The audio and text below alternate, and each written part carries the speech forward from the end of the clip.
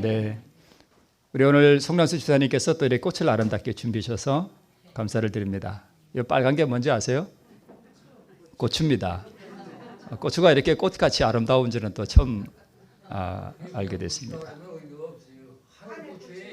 네, 하늘고추입니다. 네. 아름다운 꽃을 준비해 주신 우리 여종께, 우리 여종께서 여종을 통해서 또 하나님께서 영광을 받으셨을 줄 믿고요.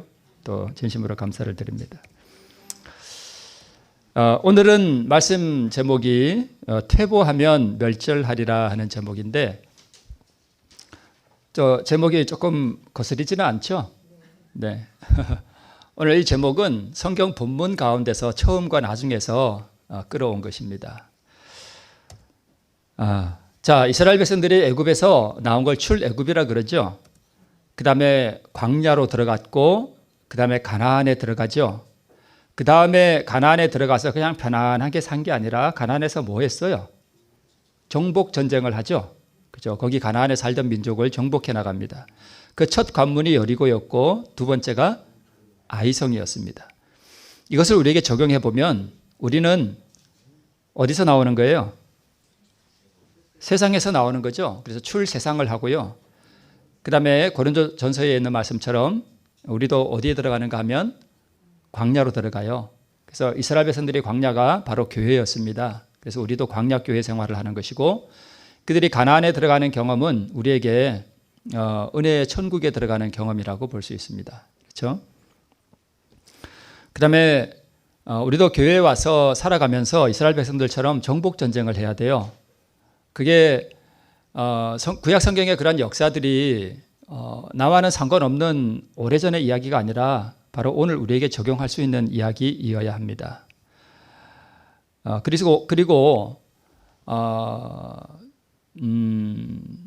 여리고를 무너뜨린 그 사건이 우리에게 있어서는 물론 우리가 애굽에서 나오는 것을 구원이라고 하는 것도 맞아요. 맞는데 그러나 이스라엘 백성들처럼 광야 교회 생활은 하고 있지만 바로 이 거듭남을 경험하지 못한 사람들이 부지기수로 많습니다. 그래서 우리가 여리고성을 무너뜨리는 그런 경험을 통해서 우리가 진정한 거듭남을 또 경험해야 하는 것도 사실입니다.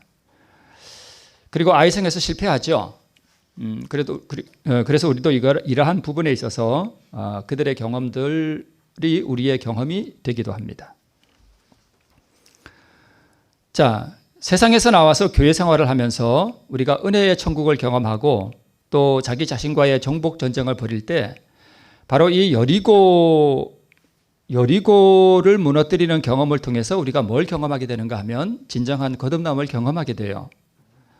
그리고 이러한 거듭남을 경험하고 나서 바로 우리가 무슨 경험 가운데 들어가는가 하면 바로 성화의 경험 가운데 들어가게 됩니다. 그래서 이 성화의 경험 가운데서도 우리가 실패와 아이성같이 또 재도전을 경험하게 되는 것입니다. 그래서 이스라엘 백성들이 애굽을 떠나고 홍해에서 침례를 받았죠. 그러나 그렇게 나왔지만 그들은 진정으로 구원을 얻은 것은 아니었어요. 그래서 이 60만이 넘는 이 대군이 원망과 불평 가운데서 애굽을 그리워하다가 광야에서 다 멸절됐습니다. 그들은 구원받은 게 아니었습니다. 사실 출애굽할 때 진짜 구원받은 사람은 갈렙과 여호수아였습니다. 그렇죠? 그래서 출애굽해서 광야 40년 동안 헤매고 그 다음에 가나안 입성해서 그 다음에 가나안 정복 전쟁을 한 것을 이렇게 또 짧게 요약해 볼 수 있습니다. 그런데 사실 여기서 필요 없는 부분이 하나 있었어요. 그게 뭐냐 하면 광야 40년이었습니다. 가데스 바나에서 그들이 믿음으로 가나안에 들어갔으면 40년 헤매지 않았죠. 그러면 출애굽한 다음에 바로 가나안에 들어가서 뭐 하면 되는 거예요? 가나안 정복 전쟁을 하면 되는 거예요. 그죠? 이렇게 또 요약해 볼 수 있습니다. 더 짧게 요약하면 출애굽해서 바로 가나안에 들어가서 뭐 하는 거예요? 정복 전쟁을 하는 거예요. 그래서 우리도 출세상한 다음에 우리가 교회 안에 들어와서도 우리는 뭘 해야 되는가 하면 전쟁을 하는 거예요. 이해되시죠? 이 패턴이 똑같은 거예요. 무슨 전쟁을 하는가 하면 자아와의 정복 전쟁을 하는 것입니다. 이러한 개념들을 이해해야만 우리가 신앙생활이 뭔지를 우리가 분명히 이해할 수 있습니다. 그래서 여호수아가 아니라 여호수아서 책을 가만히 4등분을 해보면 이렇게 됩니다. 첫 번째, 여리고성과 아이성을 정복하는 정복전쟁을 시작해요. 여호수아서에서. 그 다음에 기브온 족속들과 잘못된 약조를 하죠. 그 사건 다 아시죠? 네, 그거 다음에 땅을 분배합니다. 무슨 지파는 어디, 무슨 지파는 어디, 땅 분배를 다 하고 마지막으로 여호수아가 작별 인사를 하게 됩니다. 오늘 이 본문의 말씀은 바로 이 여호수아 가운데서 특별히 여호수아의 작별 인사 가운데 나온 말씀이었습니다. 그러고 나서 바로 사사기로 들어가죠. 근데 이 사사기라고 하는 게 들어가서 가나안을 정복하는 그 정복 전쟁을 하는데 이 패턴이 어떻게 되는가 하면 이 이스라엘 백성들이 하나님을 잊어버리고 타락을 해요. 타락하면 하나님께서 돌이키기 위해서 뭘 또 주셔요? 고난을 주셔요. 그러면 고난을 주시면 이 백성들이 부르짖겠죠. 그럼 하나님께서 사사들을 보내요. 사사는 재판장이라는 뜻입니다. 재판관이라는 뜻입니다. 그래서 이 통치자 사사들을 보내주셔서 이들을 뭐 해주시는가 하면 구원해 주셔요. 그다음에 구원해 주시면 다시 회복이 되죠. 해방이 되고 그 다음에 또 번영하겠죠. 다른 민족들이 억압을 하지 않으니까 번영을 하겠죠. 번영을 하면 또 뭐가 생겨요? 교만해져요. 또 하나님 잊어버려. 그러면 또 타락해. 그리고 또 고난이 와. 또 구원자를 보내. 구원해줘. 회복해. 번영해. 또 교만해. 또 타락하고 이러한 일들이 사사기에서 계속 반복이 됩니다.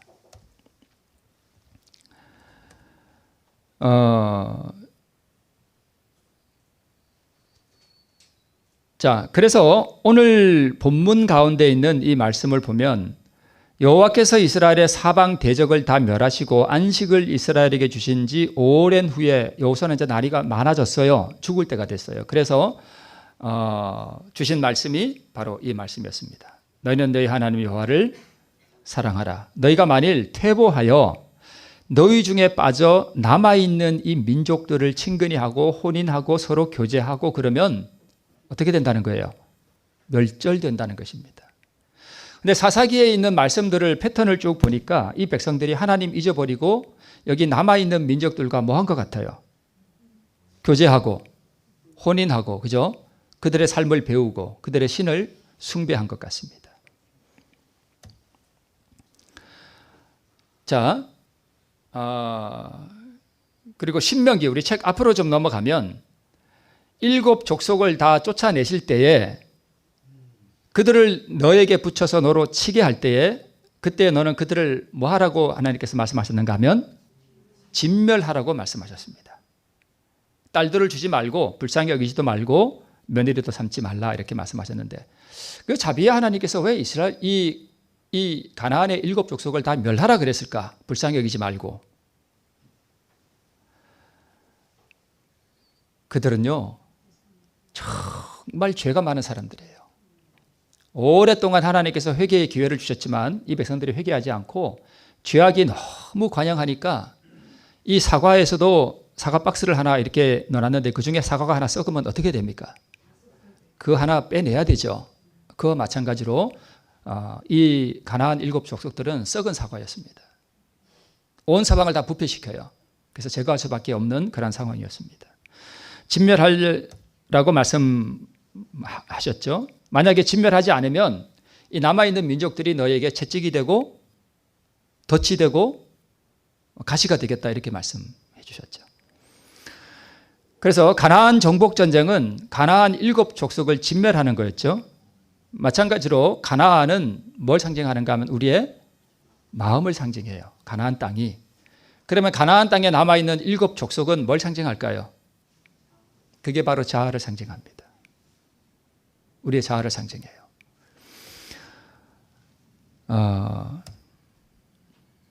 자, 가나안에 남아있는 7 족속이 뭘 상징한다고요? 이스라엘 백성들은 분명 겉으로는 구원을 지금 받았죠. 그래서 가나안에 들어갔죠. 구원을 받았으면 그냥 편안하게 살면 되는데 이 백성들이 뭘 해야 된다고요? 전쟁을 해야 돼요. 전쟁. 싸워야 된다고요. 근데 여기 있는 이 가나안의 7 족속들은 여기 뭐라고 기록되어 있는가 하면 신명기에 보면 곧 너보다 많고 또 너보다 뭐가 있어요? 힘이 있어요. 내 자아는요, 나보다 힘이 좋은가요? 좋습니다. 아주 힘이 셉니다.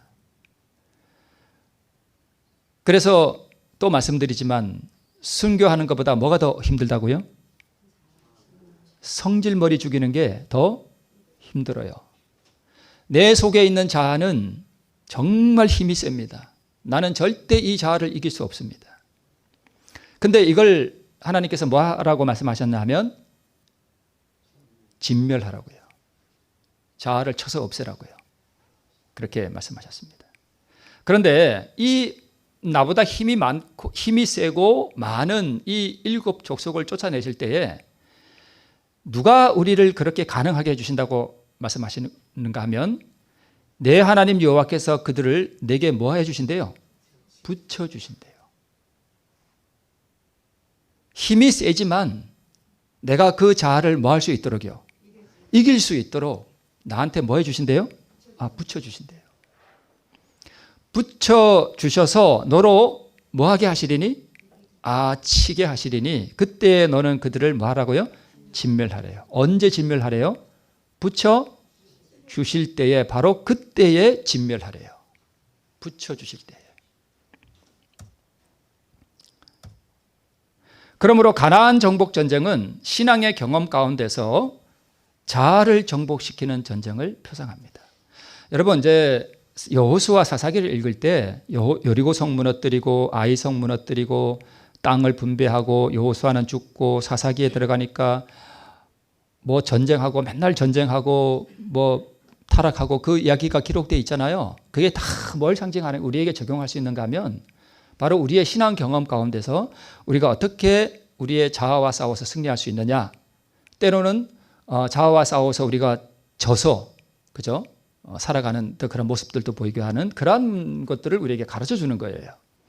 그래서 여호수아 사사기 뿐만 아니라 다른 성경도 마찬가지고 이것들을 읽을 때에 우리가 그렇게 적용하면서 읽어야 성경이 보입니다. 자, 역사적 사실은 이스라엘 백성들이 가나안 족속을 다 진멸하였다고 성경에 기록되지만 사실은 그 족속들이 다 남아 있었습니다. 그리고 우리에게 적용해 보면 우리가 자아를 정복해 나가지만 여전히 뭐는 남아 있어요? 자아는 남아 있어요. 정복해야 할 자아는 여전히 남아 있습니다. 그걸 상징하는 거예요. 그래서 여호수아와 사사기를 이렇게 쭉 읽어보면 우리가 신앙 가운데 벌이는 이 영적 전쟁을 그대로 거기 보여주고 있음을 우리가 알 수 있습니다. 똑같아요, 패턴이. 그래서 남아있는 가나안 족속들과의 전쟁이 바로 사사기의 역사고 이 이스라엘은 사사기에서 사실은 실패의 역사가 거기 기록되어 있습니다. 마찬가지로 남아있는 자아와의 전쟁을 우리가 신앙생활하면서 교회 안에서 우리가 하게 되는데 만약 이렇게 자아와의 전쟁에서 승리하고 계속 승리하는 이 성화의 경험 가운데로 우리가 살아가야 되는데 만약 여기서 실패하면 어떻게 된다고요? 멸망한다는 것입니다. 그래서 오늘 제목이 퇴보하면 멸절, 제가 멸절하리라라고 해놨죠. 사실은 멸절되리라라고 하려다가 성경대로 그냥 멸절하리라 이렇게 써놨습니다. 퇴보하면 뭐 한다고요? 멸절됩니다. 그러니까 퇴보하면 구원을 얻지 못한다는 뜻입니다. 자, 여기 보세요. 너희는 이 땅 거민과 언약을 세우지 말며, 사사기에 다시 한번 나옵니다. 이 땅 거민과 언약을 세우지 말며 그들의 단을 다 헐어버려라 하였거늘 너희가 내 목소리를 청종치 아니하였도다. 그러니까 우리에게 적용해 보면 사사기에 나오는 이스라엘 백성들은 우리에게 적용해 보면 자아와의 싸움에서 뭐 한 거예요? 실패한 것입니다. 그리 하면 어찌미뇨. 그러므로 내가 또 말하기를 내가 그들을 너희 앞에서 쫓아내지 아니하리니. 우리가 자아와의 전쟁을 하지 않으면 하나님께서도 우리 안에 있는 자아를 쫓아내지 않으십니다. 그렇게 될 때 그들이 너희 옆구리에 뭐가 된다고요? 가시가 되고 그들의 신들이 너에게 올무가 된다 이렇게 말씀했습니다. 여러분, 술에 중독되는 것도 자아인가요? 그것도 자아예요. 쾌락의 자아. 그걸 쳐서 이겨야 되죠. 하나님 도우심으로. 그죠? 근데 그걸 내가 싸우려고 하지 않고 하나님의 은혜와 도움을 구하지 않고 내가 거기 계속 방종하게 되면 결국은 그 술이 나를 어떻게 합니까? 그 술이 나를 삼키는 거예요. 그죠? 그런 뜻입니다. 이게. 그죠? 네. 자, 그래서 이것을 우리가 접붙임을 제가 다시 한번 좀 말씀을 드릴게요. 이것을 이제 접붙임도 여러 가지 종류가 있는데 여기에 이제 접순이 있고 대목이 있어요. 그죠? 우리 농사하신 분들은 다 아시죠? 그죠? 접순은 네. 그래서 접붙임을 하려면 접순도 원래의 나무에서 뭐 해줘야 돼요? 깎아줘야 돼요. 잘라줘야 돼요. 그러면 접붙임을 하려면 또 뭐도 잘라줘야 돼요? 원목, 이걸 대목이라 그러죠. 대목도 잘라지는 경험을 해야 돼요. 그래서 접목과 대목이 둘 다 잘라줘야 돼요. 그래서 이렇게 이제 우리가 접붙임을 하게 되는데 접목은 누구를 상징하는가 하면 예수님을 상징해요. 대목은요, 나예요. 나. 그래서 예수님도 우리에게 접붙임을 입기 위해서 하늘에서 뭐 해진 거예요? 잘라진 거예요. 모든 영광을 다 버리고 이 땅에 오신 것이죠. 그죠? 그러면 예수님이 내 안에 들어오기 위해서는 나도 뭐 해줘야 되는 거예요? 잘라줘야 되는 거예요. 이것을 자아의 죽음이라 그러는 거예요. 그래서 믿음으로 말미암는 의가 자아의 굴복과 예수 그리스도의 의로 이루어진다고 하신 말씀이 바로 이런 거예요. 예수님이 내게 접붙임을 입기 위해서는 내가 뭐 해줘야 돼요? 잘라줘야 돼요. 그러니까 내가 잘라지기로 결정해주고 선택해주고 내가 잘라지기로 결정해주고 그렇게 하지 않으면 예수님이 나에게 와서 접붙임을 입을 수가 없는 거예요. 그래서 여기 예수는 다른 말로 하면 그리스도의 의를 말하는 거예요. 그죠? 그러기 위해서는 예수님도 잘라줬고 나도 잘라져야 되는 것입니다. 자, 여기 접붙임이 됐죠? 그래서 이제 대목도 살아있고 접목도 살아있습니다. 이 상태를 거듭난 상태라 그래요. 이 상태가 거듭난 상태고 여기서부터 이제 성화가 시작됩니다. 거룩해지는 그런 경험이 이루어지는 것이죠. 이게 거듭난 상태예요. 그죠? 접붙임을 입었고 붕대를 좀 엉성하게 감아놓긴 했지만 이게 접붙임을 입어서 이제 거듭난 상태입니다. 이걸 의인이라 그러고 그리스도의 의를 입은 사람이라고 합니다. 그런데 접붙임을 해보신 우리 농사해보신 분들은 아시겠지만 이 상태로 놔두면 어떤 현상이 일어나는가 하면 여기서 이제 위에 붙여진 접목이 자라야 되죠. 그죠? 그죠? 밑에 대목에서 싹이 나와서 자라면 안 되죠. 그런데 이런 경험이 생긴단 말입니다. 그죠? 그러니까 이 굵은 가지가 하나 지금 나와 있는데 이 가지는 나에게서 나온 거예요? 예수님에게서 나온 거예요? 나에게서 나온 거예요. 이게 바로 자아예요. 자아. 그죠? 이게 지금 오늘 제목이 뭐죠? 퇴보하면 멸절하리라는 것입니다. 퇴보한다는 게 무슨 뜻이냐면 지금 앞에 이 경험은 한번 잘라졌죠. 그래서 거듭남을 경험한 상태예요. 그죠? 근데 거듭남을 경험하고 지금 성화의 경험을 살아가는데 안에서 자아가 올라오는 걸 지금 잘라버렸어요? 아니면 자아가 올라오는 걸 그대로 방치해 둔 거죠? 그래, 자아를 내버려 둔 거예요. 그러다 보니까 이 상태로 만약에 그냥 두면 나에게서 나온 가지가 무성해지겠죠. 무성해지면 이 접붙임을 받은 가지가 어떻게 될까요? 죽어버립니다. 이게 바로 퇴보하면 멸절하리라는 뜻입니다. 그러면 위에 있는 접목이 살려면 내 안에서 나오는 이 격가지를 어떻게 됩니까? 잘라버려야 됩니다.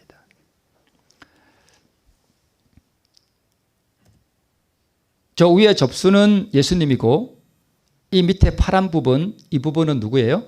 나예요. 나예요. 그래서 내가 없어지고 내가 죽어 있을수록 누구는 살고 예수님은 살고, 내가 살아나기 시작하면 누구는 죽고요? 예수님은 죽고. 그래서 퇴보한다는 뜻은 내가 다시 살아난다는 뜻입니다. 그러면 예수님은 어떻게 돼요? 죽어요. 죽어요. 그래서 여러분, 예수님을 누가 살게 하는 거죠? 내가 살게 하는 거예요. 그죠? 예수님을 살리고 죽이고 하는 게 누구한테 달려 있어요? 나에게 달려 있어요. 이 말씀이 좀 이상한 것 같죠? 왜 내가 어떻게 예수님을 죽여? 근데 내 안에서는 그렇게 한다니까요. 그죠? 네, 예수님이 내 안에 들어오셨는데 거듭났는데 내가 퇴보하면 내 안에 예수님이 어떻게 돼요? 죽어요. 예수님이 죽었다가 내가 이 가지를 정말 힘들게 다시 잘라버리면 예수님이 내 안에서 다시 뭐해요? 부활해요. 요즘 교과에 부활 많이 나오죠. 정말 우리가 다루어야 할 부활은 바로 이 부활이에요. 예수님을 내 안에서 다시 뭐 시켜야 돼요? 부활시켜야 돼요. 이게 진짜 복음이에요. 그죠? 자, 그러면 지금 이 상태로 그냥 두면 예수님은 죽고 내가 다시 옛날로 돌아가는 거죠. 옛 상태로 다시 돌아가 버리는 거예요. 그죠? 개가 그 토하였던 것을 다시 뭐 한다고요? 먹는다는 말씀처럼. 그래서 이 상태는 성화가 아닙니다. 성화는 자아의 가지가 올라오지 않도록 미리미리 다 뭐 하는 거냐 하면 잘라버리는 거예요. 이 사람은 성화의 경험 가운데서 지금 뭔가 잘못됐어요. 이 사람은 다시 회개해야 될 상태예요. 그래서 성화란 저 가지를 잘라내는 작업이 아니에요. 저 상태에서 저 가지를 잘라내는 작업은 회개라고 합니다. 회개. 다시 회개하는 거예요. 그래서 성화란 뭐냐 하면 투쟁을 통해서 저 가지가 올라오지 않도록 미리미리 다 잘라버리는 거예요. 자, 어릴수록 대목의 세력이 강하겠죠. 농사 잘 하시니까 여러분 너무나 잘 아시겠죠. 저게 어릴수록 내 자아, 내 대목의 세력이 강해요. 그래서 여러분 거듭난 사람도요, 오늘 거듭난 사람은 내 자아가 아주 강해요. 그래서 언제 다시 타락할지 몰라요. 그렇죠? 맞아요. 그래요. 근데 내가 점점 없어지고 내 안에 예수님이 점점 커질수록 나의 세력은 점점 약해져요. 자아가 약해져요. 그러면 성화의 경험을 오늘 한번 처음 시작한 사람과 30년 동안 성화의 경험 가운데 살아간 사람의 그 경험은 완전히 다릅니다. 그래서 끊임없이 즉 대목의 세력을 죽여야 되고, 접수의 세력이 강해지면 대목의 세력이 점점 약해집니다. 이것을 성화라 그래요. 그래서 제가 말씀드렸듯이 늘 죄짓고 와서 안식일에 와 회개하고, 늘 죄짓고 안식일에 와서 회개하는 것은 그리스도인의 경험이 아니라고 말씀드렸죠. 그건 그리스도인의 경험이 아니에요. 늘 밖에서는 죄짓게 살다가 뭔가 잘못했다가 안식일에 와서 회개하고, 제가 한번 그런 말씀 드렸죠. 그럼 예수님이 금요일에 오시면 어떻게 해요? 토요일 날 회개해야 되는데 예수님이 금요일에 오시면 회개할 기회가 없잖아요. 그럼 어떻게 하려고 그래요? 그죠? 자, 사울 왕의 경험을 보면 사울은 바로 그 잘라지고 접붙임을 받은 경험을 한번 했어요. 그러나 사울 왕은 그 구원을 뭐 했어요? 잃어버렸습니다. 아까 그 나뭇가지 보니까 내 밑에서 뭐가 하나 쭉 올라왔어요? 가지가 올라왔죠. 그 가지 때문에 결국은 사울 왕이 죽어버립니다. 멸망해버려요. 처음에 사무엘 선지자가 사울에게 이렇게 이야기해요. 내게는 여호와의 신이 크게 임하리니 너도 그들과 함께 예언을 하고 변하여 어떤 사람이 되리라? 새 사람이 되리라. 이 새 사람이 된다는 얘기가 바로 거듭난다는 뜻이잖아요. 그죠? 거듭난다는 뜻이에요. 진짜 거듭났나요? 사울이? 변화됐어요. 그랬었습니다. 자, 이제 사울이 왕이 됐어요. 사무엘상 10장 21절에 보면 왕이 돼가지고 기스의 아들 사울이 뽑혔으나 그를 찾아도 만나지 못한지라. 사울 왕이 이제 왕이 됐는데 우리 사울 왕 어디 갔냐고 막 찾아보니까 사울이 보이지를 않는 거예요.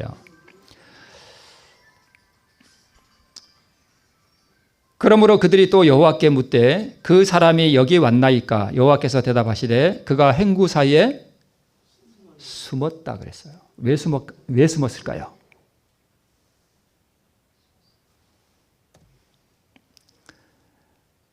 그리고 조금 있다가 사울이 왕이 됐다 그러니까 어떤 사람들은 이렇게 합니다.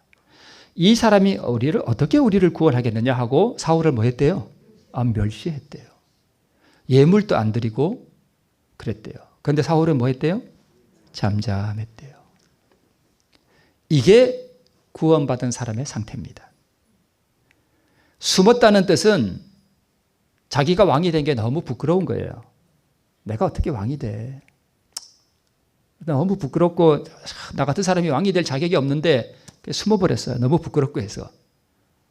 어떻게 보면 참 겸비한 거예요. 그죠? 그리고 어떤 사람은 네 같은 게 무슨 왕이야 하고 멸시해도 말 안 하고 잠잠했습니다. 이게 구원받은 상태였습니다. 그런데 이렇게 숨었죠. 이게 바로 자아를 숨기는 걸 말해요. 그죠? 이게 구원받은 사람의 상태예요. 구원받은 사람은 자기 영광을 드러내지 않습니다. 그죠? 그런데 뭐에 실패했느냐 하면 계속적인 전진에 실패했습니다. 오늘 제목이 뭐라고요? 퇴보하면 멸절하리라. 사울 왕은 퇴보해버렸습니다. 자, 사울의 상태가 처음 이랬어요. 거듭난 상태였습니다. 성화를 시작했습니다. 그런데 갈수록 어떻게 됐어요? 이렇게 돼버렸습니다. 계속적인 전진에 실패함으로 그의 속에서 뭐가 다시 나왔어요? 자아가 다시 나왔습니다. 아까는 행구 사이에 숨었는데 나중에는 이 내 자아가 점점 자라서 자기 신하인 사울은 블레셋과의 전투에서 이렇게 승리하고 오니까 영광을 얼마나 돌렸어요? 여자들이 만만이나 돌리고, 나는 왕인데 나한테는 영광을 얼마밖에 안 돌려요? 1000밖에 안 돌려. 그러니까 다윗을 죽이려고 그러죠. 그게 바로 이 가지예요. 이 가지 때문에 결국 사울 왕이 멸절돼 버립니다. 저기 하얀 선 이렇게 해놓은 데 있죠. 저기가 대목 부분이잖아요. 그죠? 그 위에가 접순이잖아요. 그죠? 근데 항상 내 자아는 어디서 나와요? 저 아래. 그죠? 대목 부분. 거기서는 세순이 나오면 돼요? 안 돼요? 안 되죠. 안 돼요. 그래서 우리가 농사나 이런 원리와 영적인 원리가 달라요? 같아요? 똑같아요. 아주 똑같아요. 그래서 여러분 농사를 하시는 분이 영적인 원리를 깨닫기가 아주 좋다고 합니다. 저는 농사를 잘 안 해봐서 잘 모릅니다만 여러분 농사를 하실 때 그냥 농사하지 마시고, 우리 안 교장님 오늘 농사하실 때 참 즐겁게 하신다고 그렇게 말씀하시고 영적인 원리를 거기서 배우신다고 하셨는데, 이게 농사를 하시면서 이걸 영적인 원리와 잘 접목해 보면 거기에 놀라운 영적 진리가 다 숨어 있습니다. 자, 오늘 이거 중요한 말씀입니다. 이거 천천히 한번 볼게요. 빌립보 3장 16절 우리 복음성경 주에 이렇게 되어 있습니다. 바울은 사실상 다음과 같이 말한다. 과거에 그리스도인 성장에 기여한 것이 무엇인지 발견하여, 이게 무슨 뜻일까요? 과거에 그리스도인 성장에 기여한 것이 뭘까요? 이게 자아의 굴복이에요. 내가 잘려지는 거예요. 그리고 내 안에 뭐가 들어와 붙는 거예요? 예수님이 내 안에 접붙임이 되는 거예요. 그러면 예수님이 자라잖아요. 이렇게. 그죠? 이게 그리스도인 성장 아니겠어요? 그렇잖아요. 영적 접붙임이잖아요. 그죠? 과거에 그리스도인 성장에 기여한 게 뭐예요? 두 가지예요. 결국은 내가 깎이고 예수님이 내 안에 접붙임 받는 거예요. 자아의 죽음과 그리스도의 의예요. 성경의 진리는 언제나 똑같아요. 무엇인지 발견이 됐나요? 그리고 경험했나요? 그러면 미래에도 그와 동일한 과정을 뭐 하래요? 쫓으래요. 그러니까 한번 내가 자아가 굴복되고 그리스도의 의가 나에게 적부침되고 하늘의 평화와 하늘의 능력을 경험했으면 그 똑같은 경험을 계속 뭐 하라는 거예요? 과정을 쫓아가라는 거예요. 이게 전진이라는 거예요. 그리스도인 성장의 전진이라는 거예요. 여기서 이렇게 전진하지 않고 퇴보하면 뭐 한다는 거예요? 멸절된다는 거예요. 자, 그리스도인 성취의 방법은 변하지 않는다. 여러분, 정말 지겹도록 제가 말씀드리는 거. 이 두 가지. 그리스도인 성취의 방법은 이 두 가지예요. 자아의 굴복이에요. 여러분, 내 마음을 한번 이렇게 살펴보세요. 뭔가 지금 내게 불만이 있는가? 뭔가 내게 어두움이 있는가? 뭔가 지금 짜증이 있는가? 한번 살펴보세요. 그거를 주님께 드리는 거예요. 그죠? 미움이 있는가? 내 심령을 가만히 살펴보면 보여요. 그죠? 불행하게도 빠른 걸음으로 그리스도인의 길을 시작한 다음 뭘 내는 사람이 있어요. 오늘 정말 중요한 말씀, 제가 이걸 말씀드리려고 그런 거예요. 뭘 느껴요? 실증을 느껴요. 이런 사람들이 있습니다. 그들로 하여금 그 길을 시작하게 한 동일한 은혜에 계속 머무르지 않는 많은 사람이 있다. 그러니까 어떤 사람은 이렇게 자아를 굴복시키고 그래도 하늘의 능력을 경험한 다음에 계속적인 투쟁을 해야 되니까 이게 쉬워요? 어려워요? 어려워요. 나를 없애버리는 게 그렇게 쉬운 일은 아니거든요. 그러니까 계속적인 이 전쟁을 하고 투쟁을 해야 되는 이 과정이 어느 순간 이런 생각이 드는 거예요. 그래서 그만 뭐 하는 거예요? 포기해버리는 거예요.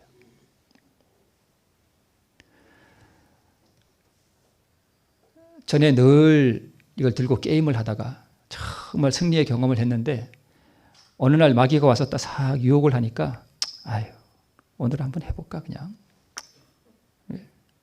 편하게 한번 내 마음대로 좀 한번 해보고 싶어, 즐기고 싶어, 그런 생각이 들어. 그래서 모르겠다, 한번 또 해봐. 그런 경험. 제가요 전에 어떤 다른 교회에 있을 때 좀 육체의 어떤 절제를 하기 위해서 진짜 하루에 밥을 세 끼를 한 요만큼씩만 먹었어요. 요만큼, 진짜 요만큼씩.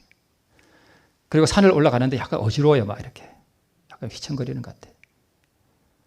근데 제 몸은 엄청나게 좋아져요. 그걸 느껴요. 아침에 일어나면 얼마나 머리가 맑은지 몰라. 그리고 여러분, 절제를 하면 행복해집니다. 그거 아시나요? 밥을 많이 먹고 배가 땡땡하면 행복할 것 같죠? 기분이 우울해져요. 공감을 안 하시네. 아무도 공감을 안 하시네. 밥을 과식을 하면 기분이 좋아요? 찜찜해요? 안 좋아요. 여러분 경험을 아시잖아요. 안 좋아요. 근데 금식을 절제하고 금식을 하고 나면 정신이 맑고 기분이 아주 상쾌하고 행복해져요. 저절로 그렇게 돼요. 특별한 일이 없는 한. 그런데 안식일 오후에, 그때가 아마 여름이었던 것 같아요. 제가 양구에 있을 때인데 안식 오후에 냉면을 이렇게 했는데 그냥 막 퍼먹고 싶은 거예요. 나를 절제하는 게 그냥 실증이 났어. 그 냉면을 보니까 뭐 하고 싶어요? 그 얼마나 맛있어. 냉면 여름에 막 퍼먹었죠, 제가. 그런 경험을 말하는 거예요. 실증을 내는 거예요. 그렇게 계속 가다 보면 나중에는 그렇게 절제를 아니함만 못하게 멸절돼 버리는 것입니다. 그래서 제가 여러분 식사 요만큼씩 하시라는 뜻은 아니에요. 이게 밭에 하루 종일 일하시는 분들은 이식하기도 힘들잖아요. 그런 분들은 삼식하셔야 돼요. 그죠? 네. 그러나 절제는 필요합니다. 계속해서 이렇게 말씀합니다. 그들은 새로운 승리를 맛보고 새로운 진보를 맛보는 대신 과거의 경험에 의존하게 된다. 옛날에 내가 한번 이렇게 해서 승리한 경험이 있어. 그걸 맨날 떠올려. 그리고 새로운 진보는 하지 않아. 그런 뜻입니다. 과거에 이루었던 성취에 만족하는 것은 부주의로 이끌고요. 어제의 승리는 오늘을 위해 충분하지 않다. 그리스도인은 끊임없이 뭐 해야 된대요? 전진해야 된대요.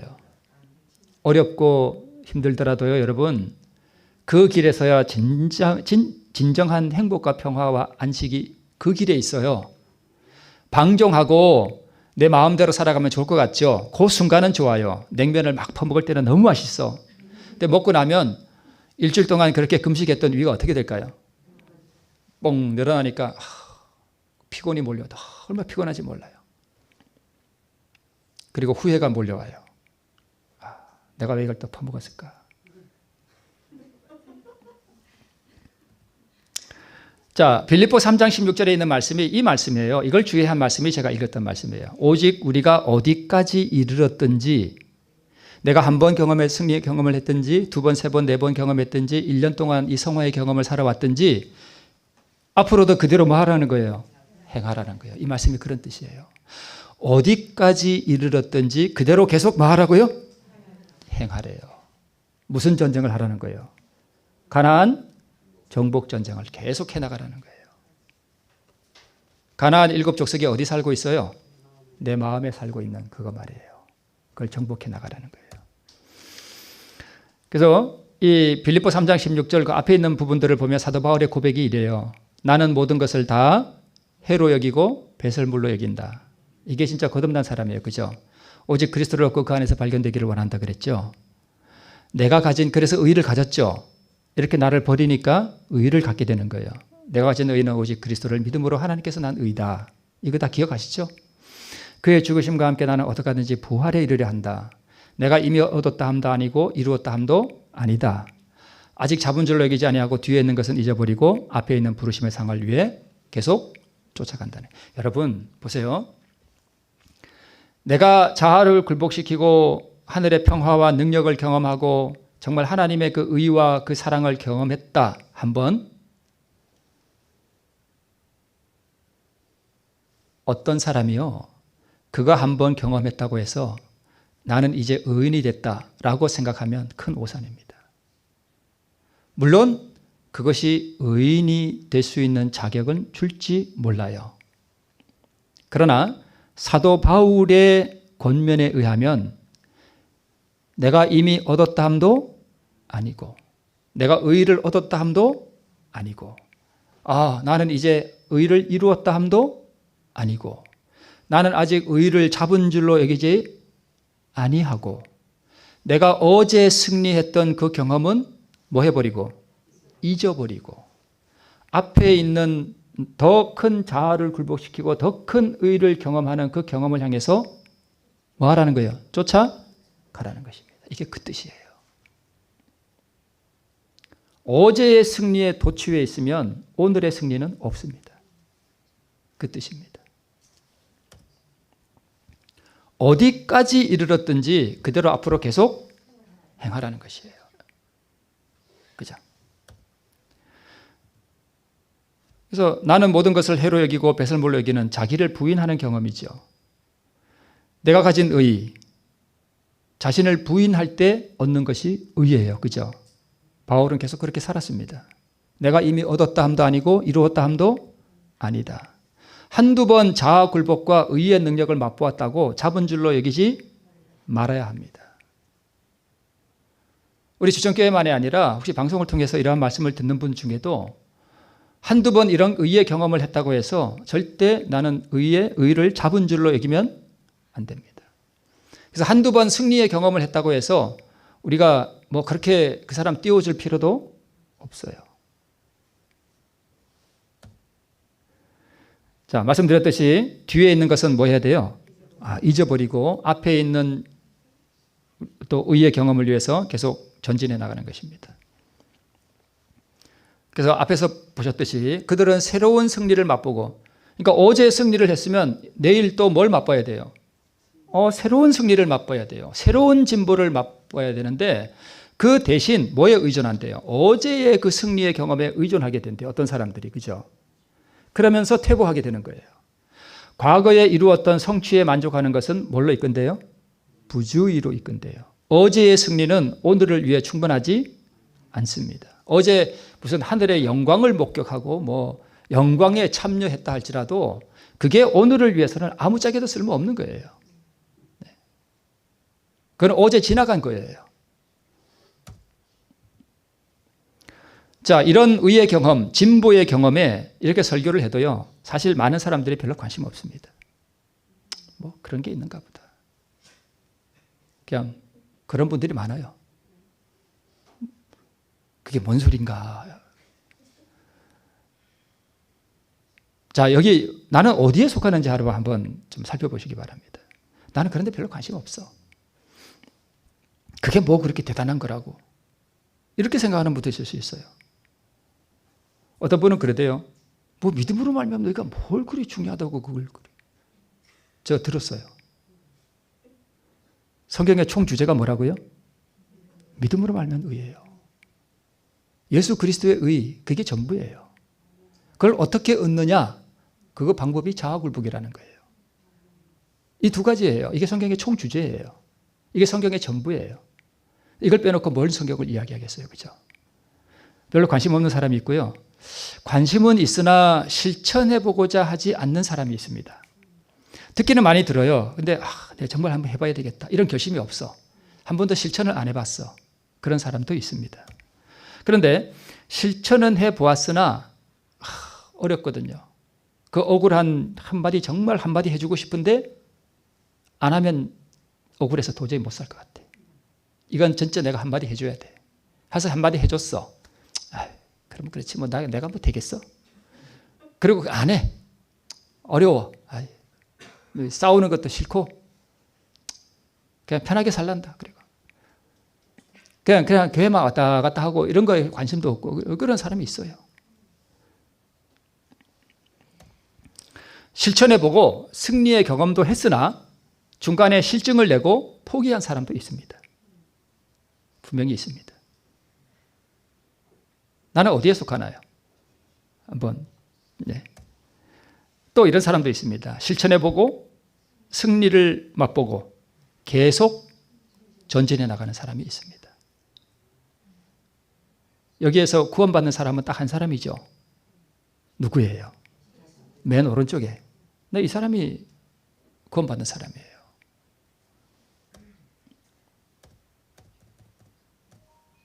네. 별로 관심 없는 사람은요, 좀 정말 이 자리에서 솔직하게 말씀드리면 그것을 교만이라 그럽니다. 교만한 사람은 이런 데 별로 관심 없습니다. 그게 뭐 그렇게 대단한 거라고. 그리고 자기의 어떤 영적 경험을 더 우선시하는 그런 사람도 있을 수 있습니다. 관심은 있으나 투쟁해보고자 하지 않는 사람, 제자 유다의 경험이 그런 경험이라고 할 수 있고요. 실천해보고 승리의 경험도 했으나 실증을 내고 포기한 사람이 앞에서 말씀드린 사울 왕과 같은 사람이라고 볼 수 있고요.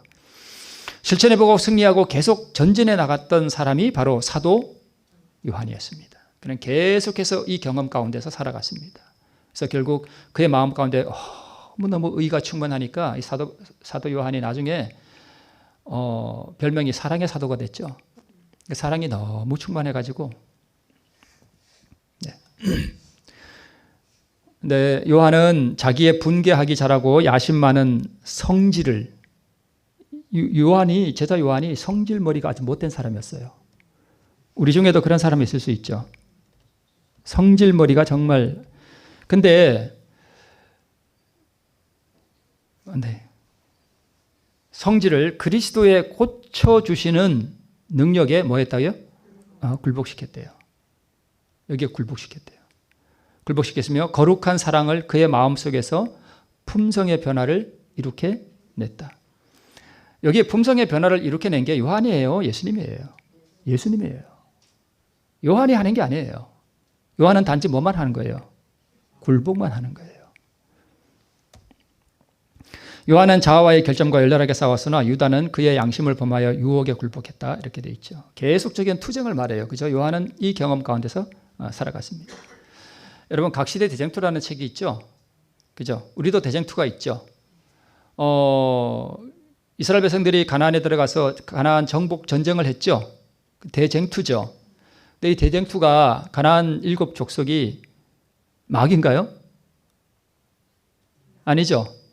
네. 그래서 대쟁투는 여러분 마귀와의 싸움이 아니에요. 누구와의 싸움이에요? 내 안에 있는 그거와의 싸움이에요.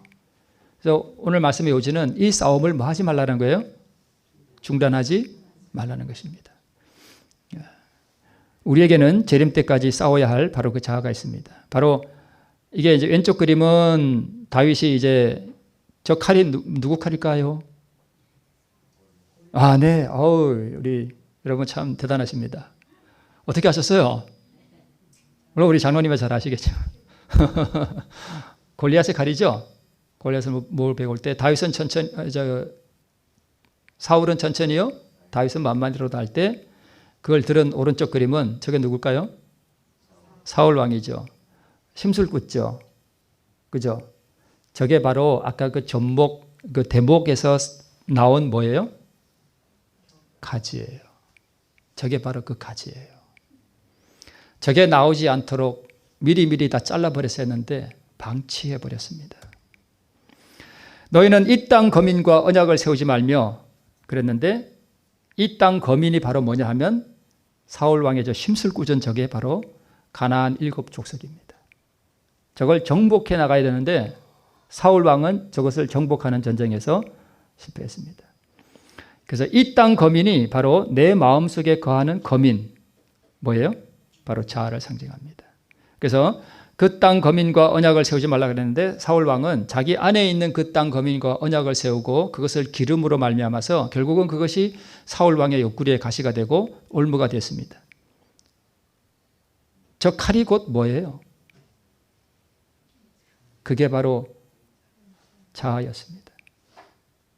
사울 왕을 찔러서 죽게 한 그 칼이 결국은 바로 그 자아였습니다. 질투심, 자기 영광을 구하는 바로 그거였죠. 그게 자기를 찔렀습니다. 왜 이 사람들이 가나안 족속들과 교제를 했는가 하면 애굽에서 나온 백성들이 가나안에 들어가면 먹고 살려면 뭐 해야 돼요?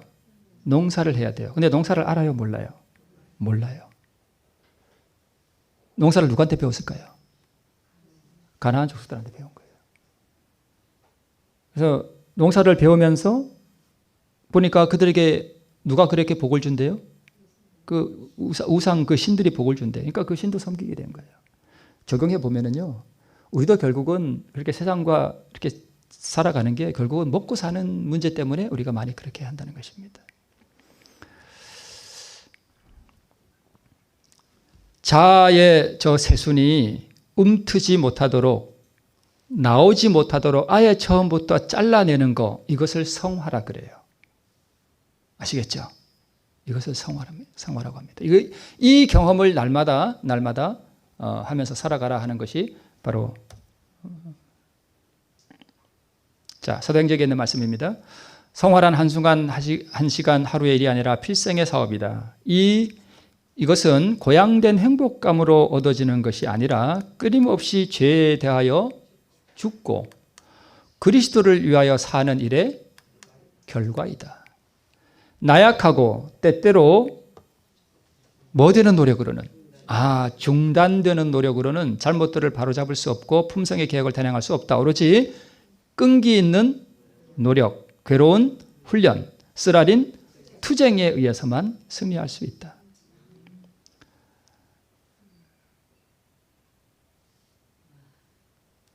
그 나를 힘들게 하는 남편을 계속 사랑하는 게 쉬운가요? 어려운가요?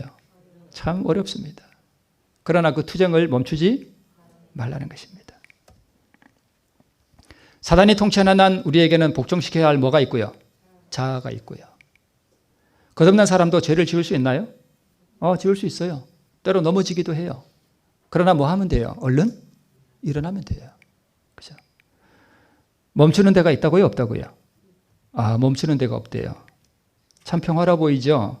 그것이 투쟁의 길이지만 여러분 이 길 위에서만 진짜 안식과 평안이 있습니다. 그렇죠? 그래서 이 길을 꼭 가셔야 돼요. 내 마음대로 내 자아가 자라도록 하면 처음에는 쉬운 것 같은데 결국은 그게 내 옆구리에 뭐가 돼요?